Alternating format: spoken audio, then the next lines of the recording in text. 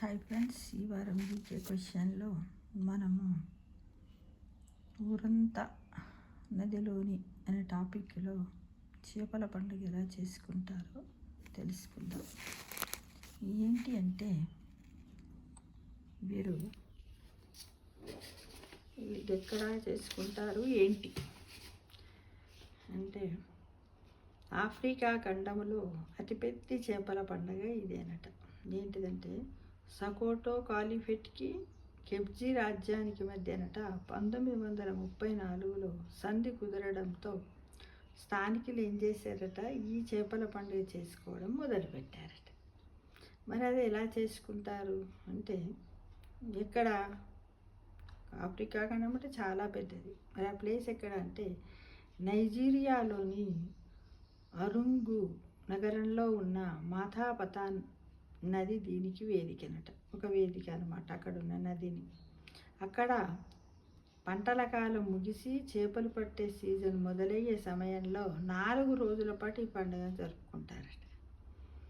ఎలా అంటే ఊరంతా కలిసి భుజాల మీద గాలం వేసుకుని చేతిలో కుండతో ఒకేసారి నదిలోకి దూకి చేపల్ని పట్టే పండుగనట.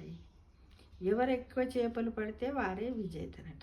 ఈ విధంగా ప్రతి సంవత్సరము 4 రోజుల పాటు ఇది ఆనందోత్సాహాలతో ఊరిలో ఉన్న యువకులు అందరూ కూడా కలిసి పండుగను చేసుకుంటారట. అంటే దీనివల్ల ఏమున్నది అబ్బాయి జీకే అంటే చూడండి, ఏది ఏమైనప్పటికీ కూడా ఊరిలో ఉన్నటువంటి అందరి మధ్యలో ఐకమత్యము అనేది తెలుస్తుంది. పోటీతత్వం పెరుగుతుంది. నేను గెలవాలి అనే తపన వల్ల ప్రతి ఒక్కరు కూడా కలుసుకోవడం జరుగుతుంది. చూడండి, చూస్తే చిన్న విషయమే కానీ మనకి ఎలా ఉంది, ఎక్కడో ఉన్న వాళ్ళు కూడా అందరూ కూడా అది మొదలయ్యే అంటే ఈ పండగ చేపల పండుగ మొదలయ్యే రోజుల్లో అక్కడికి అందరు ఆ వేదిక దగ్గరికి చేరుకొని 4 రోజుల పాటు అందులో పడతారట. ఎవ్వరు ఎక్కువ చేపలు పడితే వాళ్ళే విజేతగా ప్రకటిస్తారట. ఇదేది ప్రతి సంవత్సరం జరుగుతుందంట మిత్రం. అయితే ఆ సంవత్సరం అంతా కూడా ఆ చేపల పండుగలో విజేతలు ఎవరు అంటే వాళ్ళ పేరే మారుమోగుతుంది. ఆనందోత్సాహంగా ఉంటారు వాళ్ళు. ఒకవేళ వాళ్ళు ఎలా పట్టారు, ఏం చేసి అంటే ఇక్కడ టైం సెన్స్ కూడా ఉంటుంది. చేతిలో కుండ పట్టుకోవాలి, భుజం మీద గాలం ఉంటుంది, మళ్ళీ నీటిలో దిగాలి, నీటిలో గాలం వేయాలి, చేపలు ఉన్న దగ్గర దాన్ని తొందరగా లాక్కోవాలి, ఆ వచ్చిన చేపలు కుండలో వేసుకోవాలి. అంటే ఇదంతా చిన్న విషయం కాదు కదా. నీటిలోకి పోవాలి, గాలం వేయాలి, పట్టిన చేపను కూడా మళ్ళీ కుండలో వేయాలి, దాన్ని మళ్ళీ ఒడ్డుకు తీసుకొని రావాలి సురక్షితంగా. అక్కడ జడ్జి ఉంటాడు కాబట్టి వాళ్ళ ముందు దీన్ని మళ్ళీ ఏం చేయాలి,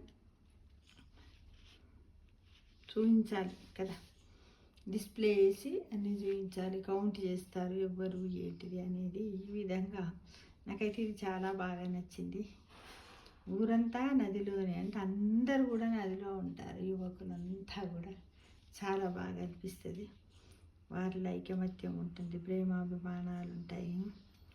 ఇలా మళ్ళా సంవత్సరం మనం ఈ సంవత్సరం చేసిన తప్పులు మళ్ళీ చేయొద్దు, నెక్స్ట్ ఇయర్ నేను చెయ్యాలనే పట్టుదల, కృషి ఇవన్నీ కూడా వాళ్ళు ప్లాన్ వేసుకుంటూ ఉంటారు మిత్రం. కాబట్టి ఇది ఒక చక్కటి పండుగ కదా.